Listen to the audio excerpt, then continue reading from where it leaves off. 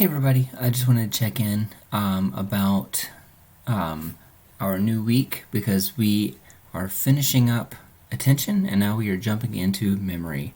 So a couple of updates. Probably the thing that you're most interested in is the exam. So the exam has been graded. You can find that on Play-Doh. If you don't know how to get to it, you can click on My Grades. It'll take you to this big list of grades. You'll see exam 1 and you should be able to see a number. If you click on that number, it should take you to your exam. Now, because everyone has taken it, you should be able to see what questions you had and any kind of feedback or what the correct answer was for all of those. A couple of notes. There was a lot of variability in the exams. Some people did pretty much perfect, some people didn't do so well. If you are at all concerned about how you did, and especially if you don't know where you went wrong, let's talk. I would love to be able to help talk about potential study strategies or how we might be able to do even better on exam number 2. So even if you get a 95 and you're wanting to close that gap to make it 100, send me an email, come by during office hours or whatever. I'm happy to talk with you. One note about the exam is that for some of you on the fill in the blank questions, you got a question about the Stroop effect.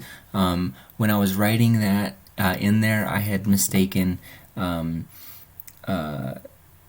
I was thinking about, we did the Stroop effect already. It was I think it was in chapter 1. We kind of went through it as like an example. And we didn't actually go over that like in the lectures or whatever. So because of that, everybody got, it didn't count against you. You got full credit for whatever your response was.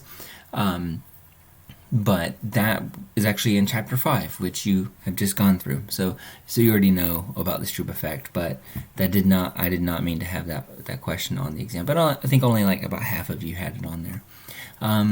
So now that we're jumping into chapter 6, I love this stuff, and I'm not afraid to admit it. I really love the chapters on memory, and so this week's discussion is very simple. Basically, you're going to do what's called a serial list task, where you're going to read a list of questions, try to recite them, and then you'll do it again 15 minutes later. So if you have any questions on these, let me know. But I think for the most part, it's pretty straightforward. These next 3 chapters are going to all be about memory, which is nice because there's